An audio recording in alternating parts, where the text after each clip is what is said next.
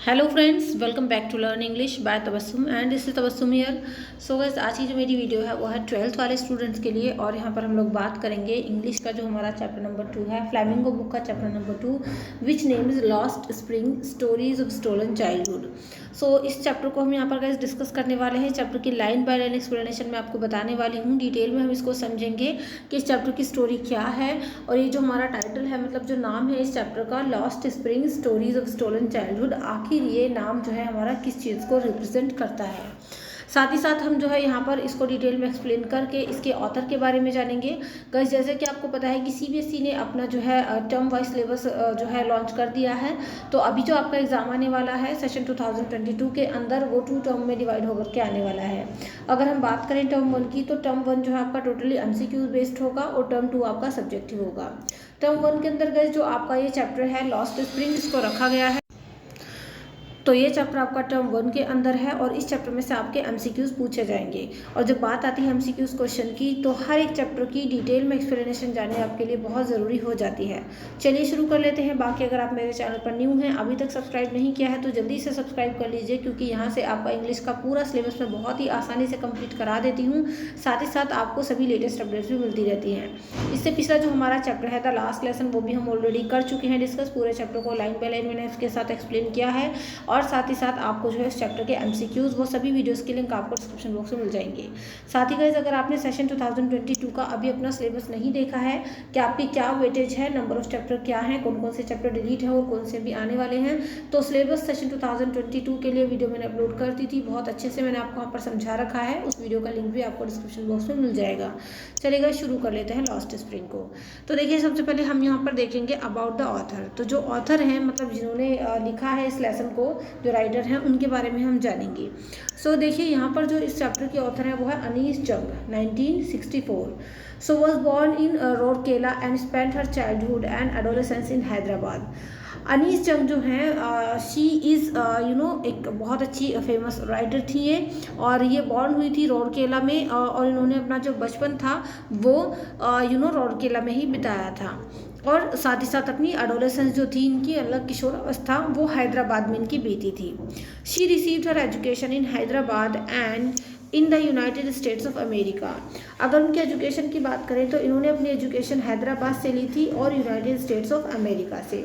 हाँ, parents for both writers. और सबसे मज़े की बात यह है कि उनके जो पेरेंट्स थे वो दोनों ही राइटर्स थे। मम्मी और पापा दोनों राइटर थे। तो हो सकता है ये एक मेन रीज़न रहा हो कि वो भी एक ऑथर थी। चलिए गाइस, आगे बढ़ लेते हैं। आगे है आपका Anees Jung began her career as a writer in India. Anees Jung ने अपना जो है करियर एक राइटर के तौर पर इंडिया में ही शुरू किया था। She has been an editor and columnist for major newspapers in India and abroad. उन्होंने जो है इंडिया के अंदर बहुत सारे जो है मतलब जो मेजर न्यूज़पेपर्स होते हैं, उनको जो है उनकी वो एडिटर भी रही और कॉलमनिस्ट भी रही वो, ठीक है, इंडिया में भी और अब्रॉड में भी है। And has authored several books. इसके अलावा उन्होंने बहुत सारी बुक्स को भी ऑथर किया है, यानी काफ़ी सारी बुक्स भी उन्होंने लिखी हैं। आगे गाइस आपका the following is an excerpt from her book titled lost spring stories of stolen childhood. अगर हम इस चैप्टर की बात करें, जो आपका चैप्टर है ये एक एक्सर्प्ट है। एक्सर्प्ट का मतलब एक हिस्सा है, एक भाग है उनकी लिखी हुई किताब का। उनकी जो बुक थी जो उन्होंने लिखी थी, उस बुक का नाम था guys lost spring stories of stolen childhood. तो उन्होंने एक बुक लिखी थी, उस बुक का नाम ये था lost spring stories of stolen childhood. और इस चैप्टर की बात करें तो ये जो चैप्टर है उनकी जो है इस बुक का ही हिस्सा है, ठीक है, उस बुक में से ही एक पार्ट है ये। Here she analyzes the grinding poverty and tradition which condemn these children to a life of exploitation। यहाँ पर ये 2 बच्चों के बारे में बताती हैं। तो वो जो बच्चे होते हैं, जिन ये जो चैप्टर है आपका 2 पार्ट्स में डिवाइड है। तो ये एनालाइज करती हैं कि वो बच्चे कितना ज़्यादा ग्राइंडिंग पॉवर्टी, मतलब गरीबी में वो कितना ज़्यादा पिस रहे हैं, और ट्रेडिशन के नाम पर एक तरीके से हम कह सकते हैं उनका किस तरीके से शोषण हो रहा है। तो देखिए, बेसिकली उन्होंने एक बुक लिखी थी lost spring stories of stolen childhood. तो ये जो पूरा चैप्टर है उसी बुक का एक हिस्सा है। और इसमें बात करें, 2 बच्चे हैं, उन दोनों ही बच्चों की जो उनसे बचपन एक तरीके से छीना गया है उसको लेकर के यहाँ पर बात हो रही है। गाइस, अगर हम बात करें इस चैप्टर के टाइटल की, तो चैप्टर का टाइटल है lost spring stories of stolen childhood. तो देखिए ये जो स्प्रिंग होता है, स्प्रिंग का मतलब आपको पता है एक सीज़न है, एक वेदर है, जैसे कि समर सीज़न होता है, विंटर सीज़न होता है, तो स्प्रिंग आपका एक सीज़न होता है जिसको हम वसंत ऋतु बोलते हैं हिंदी में। तो जितने भी आप लोगों के वेदर होते हैं उन सभी में अगर हम स्प्रिंग सीज़न की बात करें तो एक काफ़ी ब्यूटीफुल सीज़न माना जाता है, क्योंकि पत्ते वत्ते झड़ते हैं, इसमें अच्छी अच्छी हवाएं चलती हैं। तो जिस तरीके से हमारे जितने भी सीज़न होते हैं, चाहे समर हो, विंटर हो, स्प्रिंग हो, ऑटम हो, उन सभी सीज़न में स्प्रिंग सीज़न को काफ़ी ब्यूटीफुल और अच्छा सीज़न माना जाता है। इसी तरीके से जो हमारी ह्यूमन लाइफ होती है, उस ह्यूमन लाइफ में जो है हमारा जो चाइल्डहुड है उसको एक बहुत ही ब्यूटीफुल पार्ट माना जाता है ना। चाहे हमारा जो है बुढ़ापा हो, जवानी हो, लेकिन जो हमारा चाइल्डहुड होता है, बचपन होता है, वो सबसे ब्यूटीफुल पार्ट होता है हमारी लाइफ का। तो ये जो चैप्टर है ये है लॉस्ट स्प्रिंग, जैसे कि वसंत खो गया हो, जैसे कि स्प्रिंग का सीज़न होता है ना, वो लॉस्ट हो जाए, तो इसी तरीके से स्टोरीज ऑफ स्टोलन चाइल्डहुड यानी खोए हुए बचपन की कहानियाँ। तो यहाँ पर जो दो बच्चे हैं उनका बचपन कहीं ना कहीं खो गया है, उनका बचपन से चुरा लिया गया है, छीन लिया गया है। तो इस तरीके से चैप्टर आपका जो है लॉस्ट स्प्रिंग कहलाता है, स्टोरीज ऑफ स्टोलन चाइल्डहुड। चलिए गाइस आगे बढ़ लेते हैं। सो गाइज आपका जो ये चैप्टर है ये 2 पार्ट्स में डिवाइडेड है। अगर हम फर्स्ट पार्ट की बात करें, सो गाइज पार्ट 1 में जो आपका इसमें जो बच्चा है जिसके बारे में जो है कहानी है उसका नाम है साहिब आलम। ठीक है, तो साहिब के बारे में ये कहानी है जो कि एक रैग पिकर है। मैं आपको यहाँ पर मोटा मोटा बता दे रही हूँ। तो साहिब आलम की कहानी है जो कि एक कूड़ा बीनने वाला बच्चा है। और अगर इस पार्ट 2 की बात करें तो पार्ट 2 जो है हम लोगों का, उसमें मुकेश की कहानी है जो कि अनदर चाइल्ड है, तो वो भी जो है कहीं ना कहीं गरीबी में पिस रहा है, एक्सप्लॉइट वो हो रहा है। तो दोनों चैप्टर को हम डिटेल में यहाँ पर एक्सप्लेन करेंगे, मतलब दोनों पार्ट्स को। बट इस पर्टिकुलर वीडियो में मैं आपको पार्ट 1 की कहानी यहाँ पर जो है एक्सप्लेन करने वाली हूँ। तो पार्ट 1 के अंदर क्या क्या चीज़ें हैं वो हम डिस्कस करेंगे। पार्ट 2 के लिए हम लोग नेक्स्ट वीडियो में उसको डिस्क्राइब करेंगे, उसको डिस्कस करेंगे। चलिए देख लेते हैं। सो गाइस आपका जो पार्ट 1 है आप देख सकते हैं। समटाइम्स आई फाइंड अ रूपी इन द गार्बेज। तो कभी कभी मुझे कूड़े के ढेर में 1 रुपया मिल जाता है। तो ये इसका टाइटल है आपके पार्ट 1 का। ठीक है, यानी कभी कभार मुझे कूड़े के ढेर में 1 रुपया मिल जाता है। ये किसने कहा है तो वो हम देखेंगे। ये पार्ट 1 है आप लोगों का। तो देखो आपका चैप्टर शुरू हो रहा है। Why do you do this? I ask Sahib whom I encounter every morning scrounging for gold in the garbage dumps of my neighborhood। मैंने साहिब से पूछा। देखो आए गाइस यहाँ पर कौन है? आए हैं यहाँ पर जो हमारी ऑथर हैं अनीस चंग हैं, वो कहते हैं, क्योंकि उन्होंने अपने पर्सनल एक्सपीरियंस से ये पूरा जो है चैप्टर के अंदर हमें बताया है। तो ये कहती हैं कि मैंने पूछा साहिब से, जिसको मैं एवरी मॉर्निंग मतलब हर एक सुबह देखती थी कि वो मेरे घर के बराबर में, मेरे नेबरहुड में कूड़े के ढेर से कुछ ना कुछ ढूंढ रहा होता है। तो मैं हर सुबह साहिब को देखती थी कि वो हर मॉर्निंग में आकर मेरे नेबरहुड में जो कूड़े का ढेर होता था उसमें कुछ ना कुछ वो स्क्राउंज करता था, ढूंढता रहता था। तो मैंने उससे पूछा why do you do this? तुम ऐसा क्यों करते हो? ठीक है, आगे है गाइज आपका। देखो यहाँ से जो आपका ये पैराग्राफ है, यहाँ से बेसिकली साहिब के बारे में बताएंगी जो हमारी ऑथर है। तो हम थोड़ा सा साहिब के बैकग्राउंड के बारे में जान लेते हैं। तो यहाँ पर वो बता रही है Sahib left his home long ago. Sahib ने अपना घर जो है वो काफ़ी टाइम पहले छोड़ दिया था। Set adding amidst the green fields of Dhaka. His home is not even a distant memory. उसका जो घर था वो ढाका के ग्रीन फील्ड्स के बीच में था। मतलब ढाका आपको पता है द कैपिटल ऑफ बांग्लादेश। तो ढाका के जो हरे भरे खेत हुआ करते थे वहीं पर जो है साहिब का घर था। और जो है अब उसका जो घर था, his home is not even a distant memory, अब उसका घर उसको बहुत ज़्यादा याद नहीं था। ठीक है, there were many storms that swept away their fields and homes, his mother tells him. बहुत सारे वहाँ पर तूफान आया करते थे, स्टॉर्म्स आया करते थे, जिसकी वजह से उनके जो फील्ड्स थे और होम्स थे वो उनको बहा करके ले गए। तो ये बात उसकी मदर उसको बताती है। तो उसकी मम्मी उसको बताती होंगी, बेटा हमारा घर ढाका में हुआ करता था और वहाँ पर हमारे हरे भरे खेत थे, अच्छा खासा घर था, लेकिन जो वहाँ पर स्टॉर्म्स आते थे, तूफान आते थे, उनमें हमारा घर परिवार और मतलब घर और साथ ही साथ हमारे खेत खलिहान सब बह गए। तो इसलिए उसको ज़्यादा अपना घर याद नहीं था। That's why they left looking for gold in the big city where he now lives. इसीलिए वो लोग वहाँ से छोड़ करके अब इस बड़े शहर में आ गए थे जहाँ पर ये लोग अब रह रहे थे। और ये यहाँ पर किस चीज़ के लिए आए थे? Looking for gold. ठीक है, लुकिंग फॉर गोल्ड का मतलब क्या है? गोल्ड की, यानी सोने की तलाश में यहाँ पर आए थे। अब गाइस इसका मतलब ये नहीं है कि वाकई में ये लोग सोना खोज रहे थे। गोल्ड जो वर्ड है यहाँ पर जो हमारी ऑथर हैं वो रिप्रेजेंट कर रही हैं वो कि भी गोल्ड का मतलब क्या, एक कूड़ा बीनने वाले बच्चे के लिए, उसकी फैमिली के लिए गोल्ड का मतलब हर एक वो चीज़ है जो फेंकी हुई है और जिसको इकट्ठा करके, जिसको चुग-बीन के ये लोग जो है अपनी सर्वाइव कर पाएँ, ये लोग अपनी रोज़मर्रा की ज़िंदगी गुजार पाएँ, तो उनके लिए ही वही गोल्ड के बराबर है। तो देखो यहाँ पर जो हमारी ऑथर हैं एनीस जंग वो कह रही हैं कि ये लोग जो है अपना घर छोड़, मतलब वहाँ से आ गए थे, ढाका से अभी यहाँ पर ये लोग रहने लगे थे, इस बड़े शहर में आ गए थे और यहाँ पर ये लोग सोने की तलाश में रहते थे। और सोने का मतलब क्या है कि कोई भी वो चीज़ जो दूसरों की फेंकी हुई है लेकिन इन लोगों के सर्वाइव करने के वो काम आ जाए। अब देखो यहाँ पर ऑथर ने हमारी इनसे जो है साहिब से सवाल पूछा था, why do you do this, और बाद में जो है यहाँ पर थोड़ा सा उसके बारे में बैकग्राउंड इंट्रोडक्शन उसका दिया। अब देखिए आगे साहिब कहेगा, साहिब ने आंसर दिया, I have nothing else to do, he mutters looking away. Mutters का मतलब बहुत धीमी आवाज़ में, तो लुकिंग अवे ऊपर मतलब सामने देखते हुए जो है साहिब कहता था, साहिब ने कहा कि मेरे पास करने को कुछ और है ही नहीं, है ना। ऑथर कह रही है ऊपर कि भी तुम क्यों करते हो, तुम ये का मतलब यहाँ पर क्या है, कूड़ा बीनना, तो तुम ये क्यों करते हो। तो साहिब ने नीचे यहाँ पर बोला है कि मेरे पास और कुछ करने के लिए है ही नहीं, वो बहुत धीमी आवाज़ में कहता है।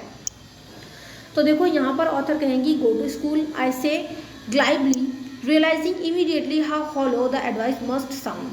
तो ऑथर कहती हैं कि मैंने उससे एकदम से बोल दिया, एकदम से मैंने ये कह दिया उससे कि स्कूल चले जाओ अगर कुछ करने को नहीं है तो। लेकिन जैसे ही मैंने अचानक से बात उससे बोली, मुझे तुरंत रियलाइज़ हो गया कि जो मैंने उसको एडवाइस दिया ना स्कूल जाने की, वो अपने आप में कितनी खोखली एडवाइस है, कितनी हॉलो एडवाइस है, जिसका कोई मतलब नहीं है, मीनिंगलेस है। ठीक है, ऐसे बच्चों के लिए जो कि कूड़ा बीनते हैं, सर्वाइव करते हैं, अपनी ज़िंदगी जैसे तैसे गुजारते हैं, उनके लिए स्कूल जाना बहुत बड़ी बात होती है। तो ऑथर ने कह तो दिया कि तुम स्कूल चले जाओ, लेकिन कहते ही उनको रियलाइज़ हो गया कि हाँ भाई इन बच्चों के लिए स्कूल जाना एक बहुत बड़ी बात है। ठीक है, चलिए गाइस आगे बढ़ लेते हैं। There is no school in my neighbourhood when they build one I will go. तो देखो साहिब ने यहाँ पर बताया कि मेरे पड़ोस में कोई स्कूल है ही नहीं, जब वहाँ पर बन जाएगा तो मैं चला जाऊँगा। तो आगे ऑथर कहती हैं, if I start a school will you come. तो मैंने इससे पूछा कि अगर मैं स्कूल शुरू करूँ, मैं एक स्कूल स्टार्ट करूँ, तो क्या तुम आओगे। हाफ जोकिंग मतलब ऐसे ही हंसी मजाक में ऑथर ने पूछ लिया। सो येस ही से स्माइलिंग ब्रॉडली। तो साहिब ने तुरंत बड़ी सी स्माइल के साथ बोला कि हाँ बिल्कुल मैं ज़रूर आऊँगा। आगे गाइस आपका, a few days later I see him running up to me. तो कुछ दिनों बाद ऑथर कहते हैं कि मैंने देखा कि साहिब मेरी तरफ दौड़ता हुआ आ रहा था और वो पूछता है, इज़ योर स्कूल रेडी, क्या तुम्हारा स्कूल तैयार है। तो देखो ऑथर से यहाँ पर साहिब ने पूछा है क्या तुम्हारा स्कूल तैयार है। सो आगे ऑथर कहती है, it takes longer to build a school, I say embarrassed at having made a promise that was not made. तो मैंने बड़ी शर्मिंदगी से उससे मैं मतलब बड़ी शर्मिंदगी से ऑथर उससे कहती हैं कि एक स्कूल बनने में बहुत टाइम लगता है। और ये बात जब ऑथर बोलती हैं तो उनको लगता है कि मैंने इस बच्चे से एक ऐसा प्रॉमिस कर दिया जिसका कोई मतलब नहीं है।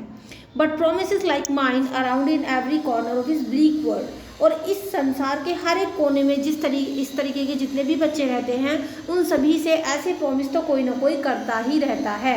तो मैंने जो इससे ये प्रॉमिस किया है कि मैं स्कूल बनाऊंगी, वो कहीं ना कहीं एक फेक प्रॉमिस है और उसका कोई मीनिंग नहीं है। आगे गाइस आपका, after months of knowing him I asked him his name.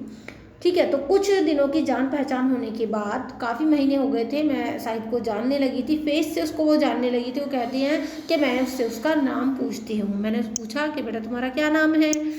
Sahib Alam he announces. और साहिब ने बड़े अनाउंस करके बोला कि मेरा नाम क्या है, Saheb Alam. He does not know what it means. उसको पता ही नहीं है कि उसके नाम का क्या मतलब है। तो ऑथर कहती है उस बेचारे को पता ही नहीं है उसका नाम का क्या मतलब है। If he new it's meaning Lord of the universe he would have hard time believing it.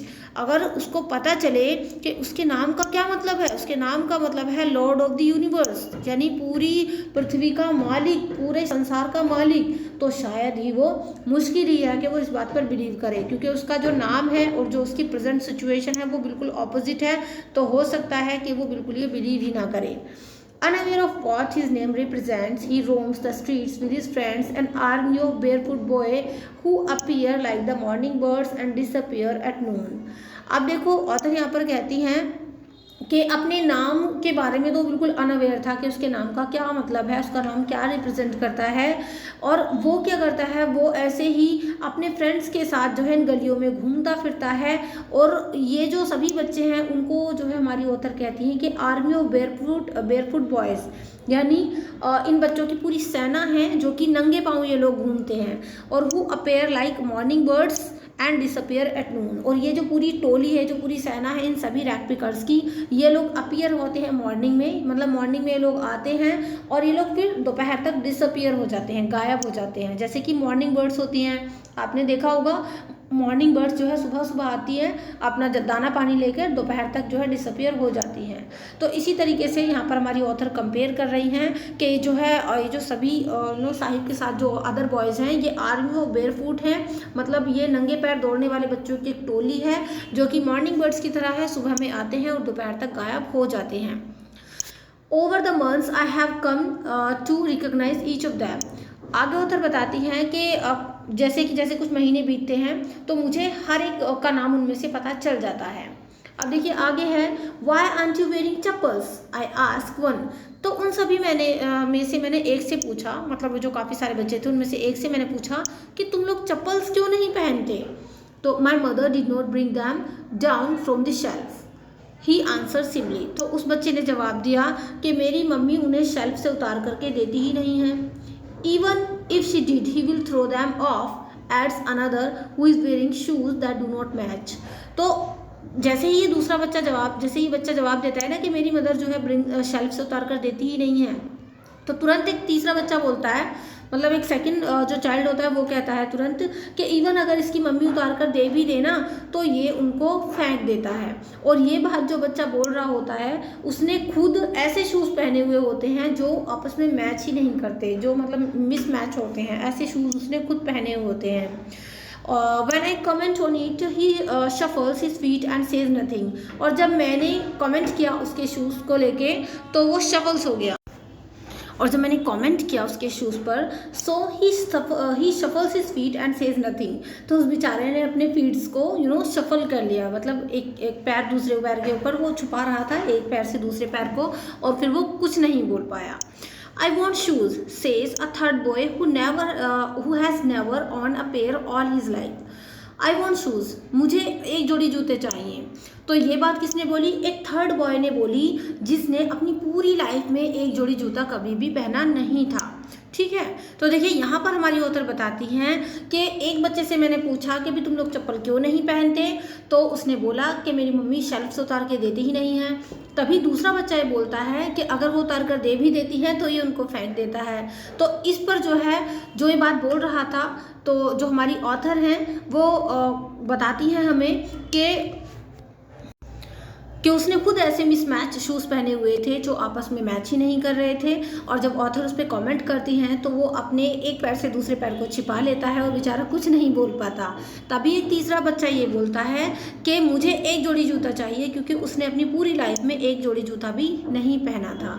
आगे ऑथर कहती है, travelling across the country I have seen children walking barefoot in cities on village roads. कि मैंने इस पूरी country में travel किया और मैंने ऐसे बहुत सारे बच्चों को देखा जो इसी तरीके से बेयरफुट रहते हैं। बेयरफुट का मतलब विदाउट चप्पल्स और विदाउट स्लीपर्स, विदाउट शूज़, मतलब नंगे पैर। ठीक है, तो ये बच्चे मैंने हर जगह देखे, जैसे कि सिटीज़ में, विलेज रोड्स पर। तो जहाँ पर भी मैंने ट्रैवल किया मैंने काफ़ी इस तरीके के बच्चे देखे जो बेयरफुट रहते हैं।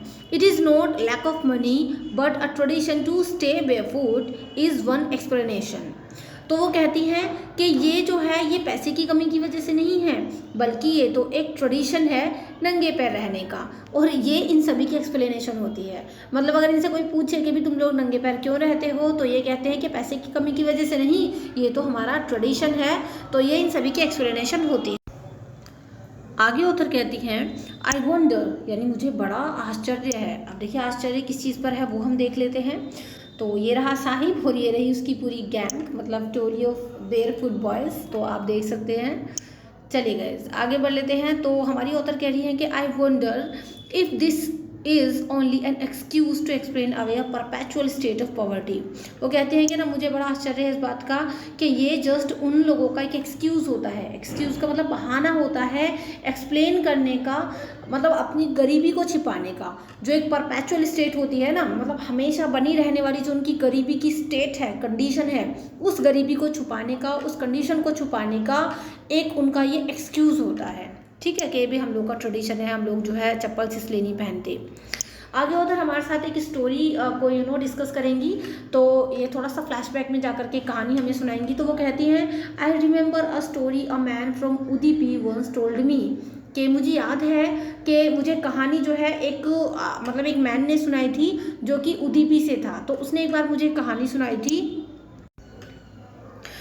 As a young boy, he would go to school past an old temple where his father was a priest। कि जब वो एक यंग बॉय था तो वो जो है जब वो स्कूल जाया करता था तो एक पुराने मंदिर के सामने होकर के वो स्कूल को जाया करता था, और उसी मंदिर में उसके जो फादर थे, ही वॉज अ प्रीस्ट, वो एक पुजारी थे। He would stop briefly at the temple and pray for a pair of shoes। ठीक है, तो वो थोड़े टाइम के लिए ना वहाँ पर उस मंदिर के सामने रुका करता था और प्रे करता था गॉड से कि उसे एक पेयर ऑफ शूज़ यानी एक जोड़ी जूता मिल जाए। 30 years later, I visited his town and the temple which was now drowned in an air of desolation। ठीक है, तो ऑथर हमसे कहती हैं कि लगभग 30 साल बाद मैंने उस टाउन को विज़िट किया, उस जगह में गई, उस टेम्पल को देखा, और ये जो टेम्पल था वो अब जो है कुछ अच्छी कंडीशन में नहीं था, डेजोलेशन कंडीशन में था, मतलब पहले से इसकी हालत थोड़ी जर्जर हो रखी थी। ठीक है, और वो कहती हैं कि in the backyard where lived the new priest there were red and white plastic chairs. के बैक यार्ड में, इस मंदिर के बैक यार्ड में जो है एक नया प्रीस्ट था और वहाँ पर कुछ रेड एंड वाइट कलर की प्लास्टिक चेयर्स लगी हुई थी। मतलब वो यहाँ पर कंपेयर कर रही हैं ओल्ड प्रीस्ट के टाइम पर जो वहाँ पर कंडीशन थी और अभी जो न्यू प्रीस्ट के टाइम पर 30 इयर्स के बाद जो कंडीशन है उसको।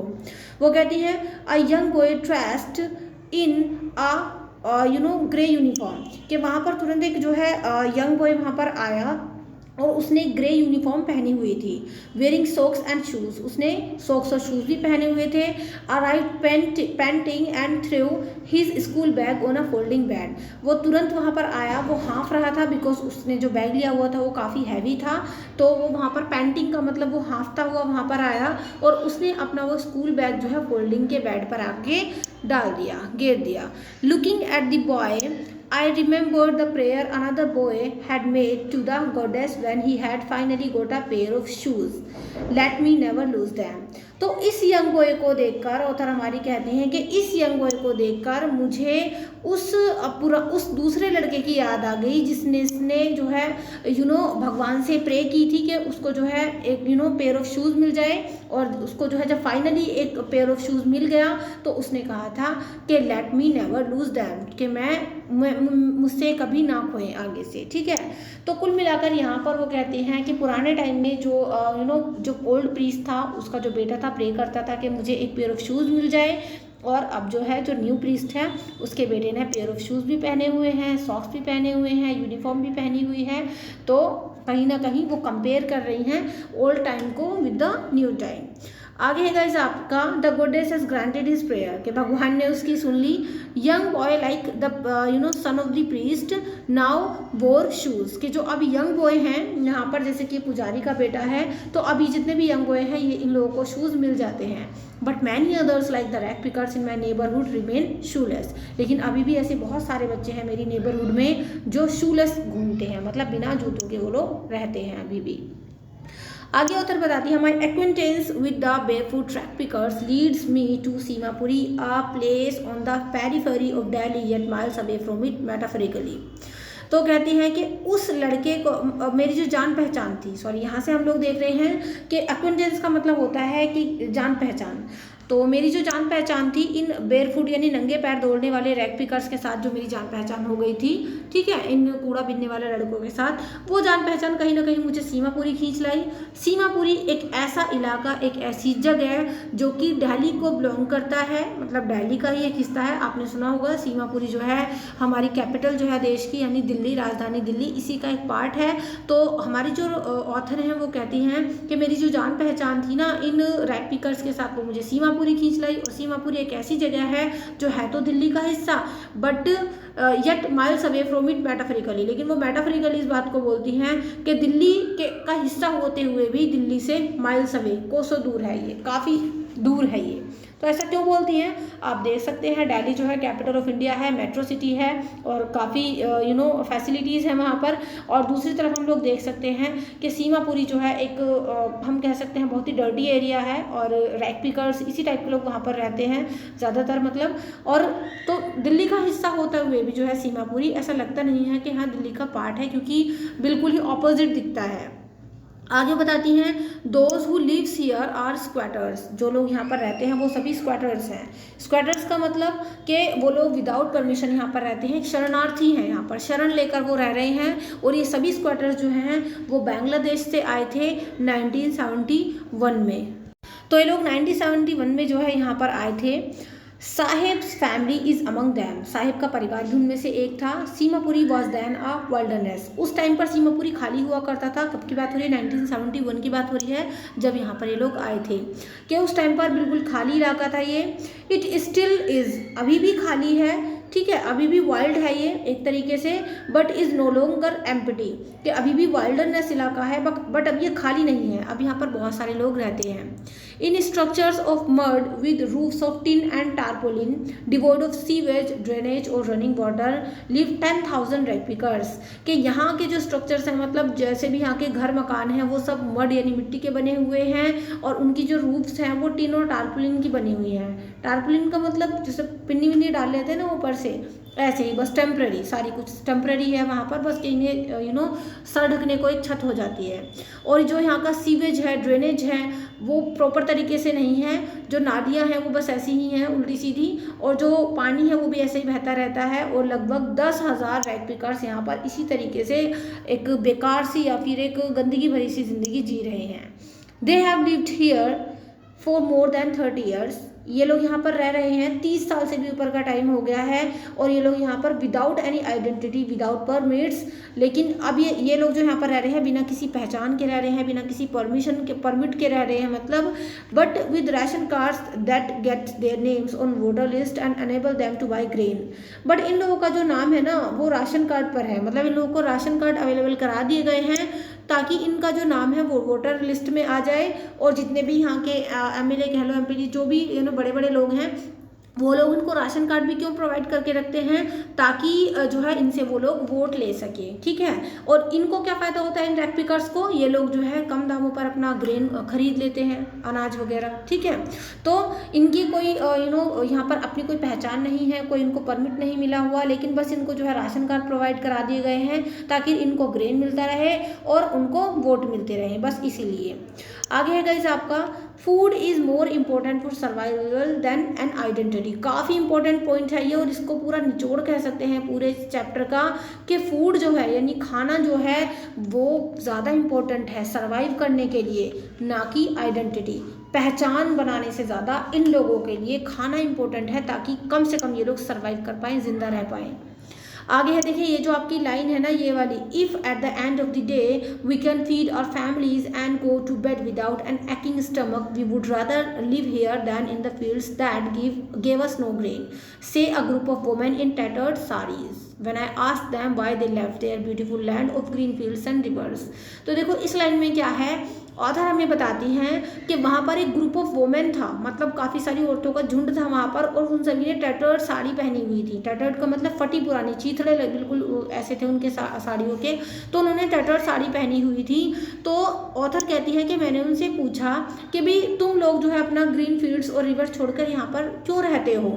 तो उस ग्रुप ऑफ वोमेन ने ये जवाब दिया, यहाँ से आप देख सकते हैं कि if at the end of the day we can feed our families and go to bed without an aching stomach आप कि अगर दिन ख़त्म होने पर जब शाम होती है तो अगर तब तक हम अपनी फैमिलीज़ को जो है फूड प्रोवाइड कर पाएँ, उनका पेट भर पाएँ, और वो लोग, हमारी जो फैमिली के लोग हैं, बिना पेट दर्द के वो लोग अपने बेड पर मतलब वो सोने चले जाएं, तो उनको पेट भरना, उनको फीड कराना उस जगह रहने से बेहतर है, उन फील्ड्स में रहने से बेहतर है, ऐसी जगह पर रहने से बेहतर है जो खेत खलिहान उनको कोई ग्रेन दे नहीं पाते। ठीक है, तो ग्रुप ऑफ वुमेन कहती हैं जिन्होंने फटी साड़ी पहनी हुई है, वो कह रही हैं, जब ऑथर उनसे कहते हैं कि भाई तुम लोगों ने अपना घर मकान वहाँ से क्यों छोड़ दिए, अपने खेत क्यों छोड़ दिए, तो वो कहती हैं कि अगर दिन ख़त्म हो जाने पर हम अपने बच्चों का, अपने परिवार का पेट भर पाए और बिना पेट दर्द के वो लोग सो पाएँ, तो ऐसा करना उस जगह रहने से बेहतर है जो खेत हमें कोई ग्रेन नहीं दे पाते। ठीक है, चलिए आगे बढ़ लेते हैं। Whenever they find food, they pitch their tents that become transit homes। जहाँ कहीं भी इन लोगों को खाना मिलता है, ये लोग वहीं पर अपने टेंट्स गाड़ लेते हैं, जो कि इनके ट्रांजिट होम बन जाते हैं, मतलब वही टेम्पररी होम जो थोड़ी देर के लिए मतलब होते हैं, कुछ टाइम के लिए, तो इस तरीके से कहीं भी अपना तंबू या टेंट गाड़ लेते हैं। Children grow up in them, बच्चे इन्हीं तंबुओं में, इन्हीं टेंट्स में बड़े होते हैं। बिकमिंग पार्टनर्स इन सर्वाइवल, और जैसे जैसे बच्चे बड़े होते जाते हैं वो भी अपने पार्टनर्स के, अपने पेरेंट्स के साथ जो है सर्वाइव करने के लिए पार्टनर का काम करने लगते हैं, मतलब वो भी इसी सर्वाइवल के काम में लग जाते हैं। इनके लिए बस 2 वक्त का खाने का जुगाड़ कर लेना, अपना पेट भर पाना, और छत पर इनका जो है मतलब इनके सर पर छत हो जाए, बस इनका यही मेन मोटिव रहता है। And survival in Seemapuri means rag picking, और अगर सीमापुरी के अंदर सर्वाइवल की बात करें कि किस तरीके से सर्वाइव कर पाएँ, तो केवल उसका मतलब क्या होता है, रैक पिकिंग। रैक पिकिंग यानी कूड़ा बीनना ही सर्वाइव यहाँ पर है। Through the years it has occurred the proportions of fine art, और जैसे जैसे वक्त बीतता है, जैसे जैसे साल बीतते हैं, तो ये इस काम में बहुत ज़्यादा मतलब एक्सपर्ट हो जाते हैं, एक फाइन आर्ट बन जाता है इनका कूड़ा बीनना, एक्सपर्ट होते चले जाते हैं। Garbage to them is gold, देखिए काफ़ी इंपॉर्टेंट लाइन है, हमारी जो ऑथर हैं उन्होंने कितना ज़्यादा इस चीज़ को एकदम गहराई से सोचा है। वो कहती हैं कि गार्बेज इन सभी के लिए सोने के समान है। कूड़े की तुलना ये सोने से क्यों कर रही हैं, क्योंकि जो बच्चे हैं या बड़े हैं इनके लिए जो है गार्बेज ही सोने के बराबर है, क्योंकि बस ये सर्वाइव कर पाएँ, इनसे जो है कुछ ऐसे सामान इन्हें मिल जाएँ जिसे बेच कर या जो भी है ये अपनी ज़िंदगी गुजार पाएँ। It is their daily bread, ये जो गार्बेज है इन सभी के लिए इनकी रोज़मर्रा की रोटी है। A roof over their heads, इनके सर पर एक छत है। Even if it is a leaking roof, बेशक भले ही वो जो छत है वो लीक क्यों ना कर रही हो, लेकिन कूड़ा बीनना ही इनके लिए सर्वाइवल का काम है। But for a child it is even more, लेकिन एक बच्चे के लिए सर्वाइवल से भी ऊपर है रैक पिकिंग करना। अब क्यों है, देखिए वो हम यहाँ पर देखेंगे कि बच्चे के लिए सर्वाइव करने से भी ऊपर का काम होता है रैक पिकिंग करना। तो क्यों है, देखिए यहाँ पर साहिब बताता है, आई थिंक ये हमारी ऑथर हैं अनीस जंग और ये साहिब है। तो साहिब कहता है आई समटाइम्स फाइंड अ रूपी इवन अ 10 rupee note, Sahib says his eyes lighting up. Sahib कहता है कि मुझे कभी कभी ना 1 का नोट और कभी कभी 10 रुपी नोट भी कूड़े के ढेर में मिल जाता है, और जब वो ये बात बता रहा होता है हमारी ऑथर को तो उसकी आंखें चमक रही होती हैं, मतलब खुश हो रहा होता है वो कि कभी 1 का नोट मिल जाता है, कभी 10 का नोट मिल जाता है मुझे। When you can find, आगे गाइस आपका when you can find a silver coin in a heap of garbage you don't stop scrounging, कि जब तुम्हें एक सिल्वर कॉइन मिल जाता है ना कूड़े के ढेर में, तो तुम खुद को ज़्यादा स्क्राउंज करने से, ज़्यादा खोजने से रोक ही नहीं पाते, तुम्हारा मन करता है ना और ज़्यादा खोजें, हो सकता है सिल्वर कॉइन मिला है अभी और कुछ मिल जाए। तो साहिब देखो कितना एक्साइटेड होकर बातें बता रहा है ऑथर को। For there is hope of finding more, क्योंकि एक उम्मीद रहती है कि और ज़्यादा हमें कुछ मिलेगा कूड़े के ढेर में से। It seems that for a children garbage has a meaning different from what it means to their parents. इसका क्या मतलब है, इसका मतलब ये है कि बच्चों के लिए गार्बेज का मीनिंग डिफरेंट चीज़ है उनके पेरेंट्स के लिए, from what it means to their parents. Parents के लिए गार्बेज का मतलब केवल सर्वाइव करना है, लेकिन बच्चों के लिए गार्बेज का कुछ अलग ही मतलब है। बच्चे बहुत एक्साइटेड होकर गार्बेज के अंदर जो है कुछ ना कुछ ढूंढते हैं। For the children it is a wrapped in wonder, क्योंकि बच्चों के लिए ये एक आश्चर्यों से भरा हुआ खजाना होता है कि पता नहीं कब क्या मिल जाए। For the Elder it is a means of survival, लेकिन बड़ों के लिए कूड़ा बीनना केवल एक सर्वाइवल का काम है, उनको अपना जिंदा रहना है बस, इसलिए वो लोग कूड़ा बीनते हैं। तो देखिए यहाँ से आपका शॉर्ट क्वेश्चन भी बन जाता है, काफ़ी इंपॉर्टेंट पॉइंट है। बच्चों और बड़ों के लिए कूड़ा बीनने का क्या मतलब है। बच्चों के लिए रैप्ड इन वंडर, मतलब आश्चर्यों से भरा हुआ कुछ खजाना कि पता नहीं कब क्या मिल जाए, लेकिन बड़ों के लिए केवल सर्वाइवल। चलिए गाइस आगे देख लेते हैं। अगर आपको वीडियो थोड़ी सी भी अच्छी लग रही है तो प्लीज़ लाइक करें, अपने सभी फ्रेंड्स के साथ शेयर करें। मेरे चैनल पर न्यू है तो जल्दी से सब्सक्राइब करें ताकि पार्ट 1 भी मैं जल्दी से लेकर के आऊँ। अभी हमारा पार्ट 1 ही है जो चल रहा है, पार्ट 2 में जल्दी से लेकर के आऊँ। तो देखिए, one winter morning I see Saheb standing by the fenced gate of the neighbourhood club watching 2 young man dressed in white playing tennis. मैंने देखा कि एक मॉर्निंग को, अब देखिए आई कौन है यहाँ पर, आई हमारी ऑथर है। तो ऑथर जो है नीजम को कहती है कि एक सर्दियों की सुबह, सर्दी विंटर मॉर्निंग का मतलब सर्दी का मौसम है, कि एक सर्दी की सुबह मैंने देखा कि साहिब जो है ना वो फेंस्ड गेट के सामने खड़ा हुआ था।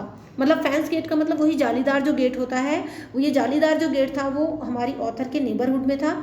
तो मैंने देखा, मतलब मैं देखती हूँ कि साहिब फेंस गेट के सामने खड़ा हुआ है मेरे नेबरहुड में, और वो देख रहा है 2 यंग मैन को जिन्होंने ना वाइट ड्रेस पहनी हुई है, और वो दोनों यंग मैन टेनिस खेल रहे हैं। I like the game he hums. तो वो जो साहिब है ना वो एकदम हम करके बोलता है कि मुझे ये गेम बहुत पसंद है। मतलब बेचारा देख रहा है खड़े होके कि शायद मुझे भी कोई खिला ले।